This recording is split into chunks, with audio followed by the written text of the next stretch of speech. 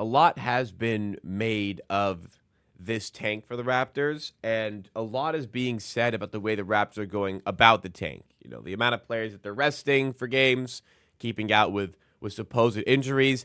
That's a conversation on a year-to-year basis that we see across the NBA. But what's new to me for a tank, and at this point, Raptors fans are becoming a little bit experienced with this, but what's new to me about the tank is pulling out starters for the fourth quarter, or at least like the last 8 minutes, last 5 minutes, pulling out your starters and your best players for the clutch parts of these games, because that is exactly what the Raptors did against the Portland Trailblazers the other day when they were up by double digits pretty much throughout the game. They were up by 16 at one point and just absolutely gave it away to Portland on purpose in the fourth quarter, completely let the Portland Trailblazers come back in the game. They took out Scotty Barnes, who was playing all right. I mean, 16, 6, 6, and 6 is a pretty cool stat line. They took out Pirtle, who was outstanding in this game. Like just one of the best Jakob Pirtle games in memory. And they put the Tank Brigade out there, AJ Lawson didn't play that well. Orlando Robinson, Colin Castleton, Garrett Temple. They kind of threw some of the guys to the Wolves to lose this game, because the Blazers have been pretty good this season. Didn't necessarily showcase it in this game, but the Raptors were up double digits and just completely gave the game away because they wanted to lose, because they wanted to tank. And again, a lot is being made of that. Like, the reality is there's rules against resting players and keeping guys out with injuries. But to my knowledge, like, the NBA doesn't have any rules about who needs to finish the game.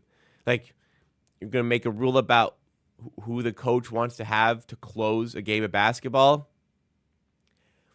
That's a real tricky area to actually make rules and regulations about. So the NBA can't really do anything about it. I'm sure the NBA, Adam Silver, are pissed off about things like that, kind of taking away a bit of integrity from the team, taking away a bit of integrity from themselves a little bit. But this is the tank, and I said it last week.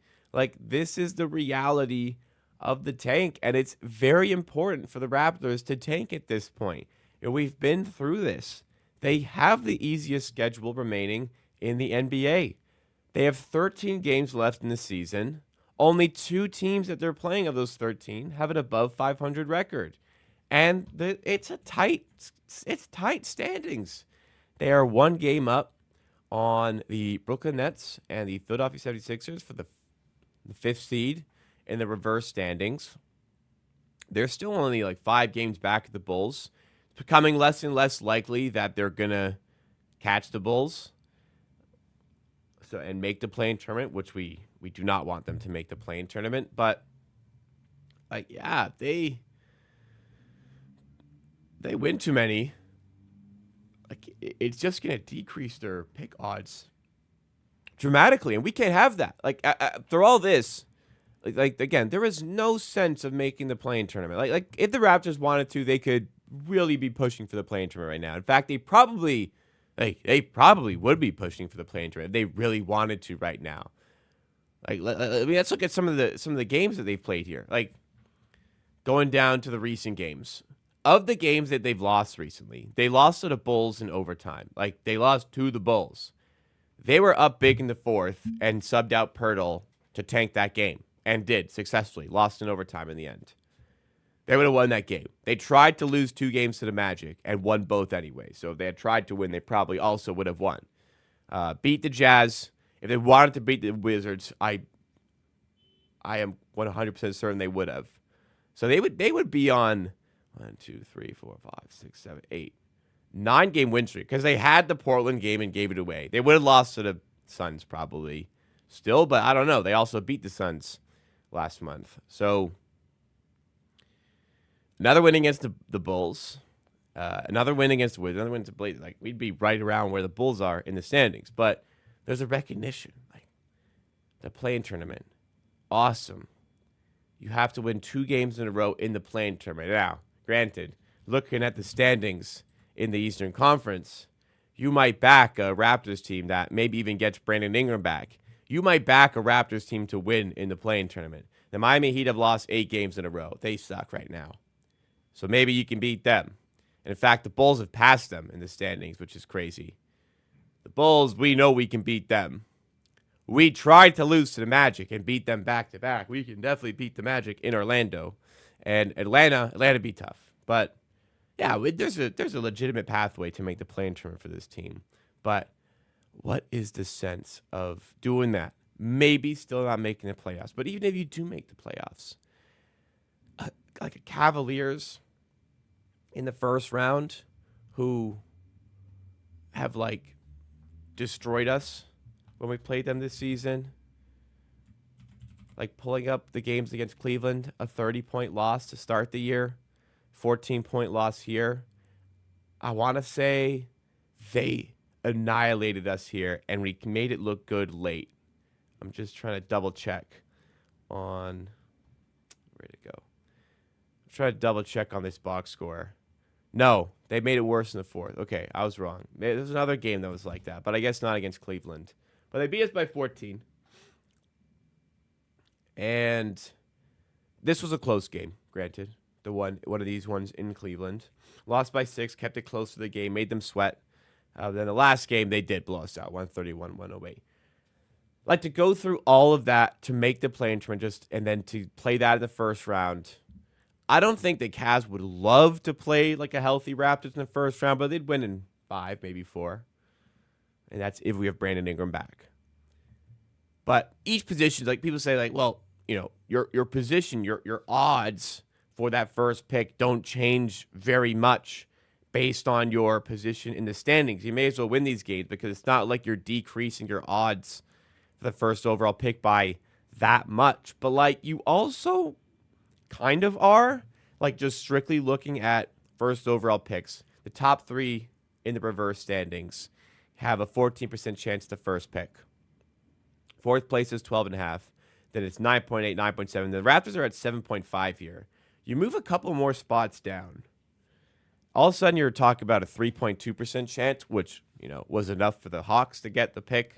Last year, I think that's what they were. It was either 3.1 or 3.2% chance, I believe, for them. They got the first pick, which was, you know, Zachary Sachet is exactly setting the world on fire or anything. But, like, it could have been a really good player. And it could be a guy like Cooper Flagg this year for whoever ends up there. So, you know, you do kind of give yourself slightly better chances for the first overall pick. But the importance of the tank doesn't really come down to your odds for the first overall pick. Like, you need to understand, like, you're jostling for position throughout this draft. And if the Raptors can get down to a bottom 5 spot, so top 5 in the reverse standings here, they very likely give themselves, though they give themselves, not very likely, but they give themselves a pretty large probability, a 48% chance of getting the 6th or 7th pick, and then about a 40% chance of getting a top 4 pick. Now, there is a scenario where they can move to 8th, unlikely, and, you know, obviously could go to 9th, very, very unlikely, and 5th, very, very unlikely, but, you know, possibilities there. But you kind of give yourselves a pretty good window to at least be a top 7 pick, and you also still give yourselves a much larger shot at getting a top 4 pick. Because even moving down 2 spots to 7th in the reverse standings, you go from a 40% chance at a top 4 pick down to 32%. And you also leave yourself susceptible to falling worse, even further. Because now the Raptors' window is 7 to 9 in the draft, where they have a 19.7% chance at the 7th pick, a 34% chance at the 8th pick, and a 13% chance at the 9th pick. Disaster scenarios, very, very unlikely where they end up 10th or 11th. But, like, from where the likely floor was for the Raptors was 7, now all of a sudden the floor is 9. And it's possible they end there. And their chances of getting top 4 have decreased by a, you know, decently significant amount. So it's not just about the first spot. And I've seen this discussion online where we're just not going to move enough for the first spot for, like, this tank to make sense. You may as well win these games because this is just so bad. But no, it's not about that. It's about how far you can fall in the draft. And given the state of the season, I don't see a desire or a need to make a push for the play-in tournament. Why not give yourselves the best chance to get the best pick in one of the best draft classes we've seen in a while? This is a supposedly loaded draft class. Let's give ourselves the best chance to profit from that loaded draft class and allow the front office to do what they do best. That is scout talent, draft that talent, and then develop that talent.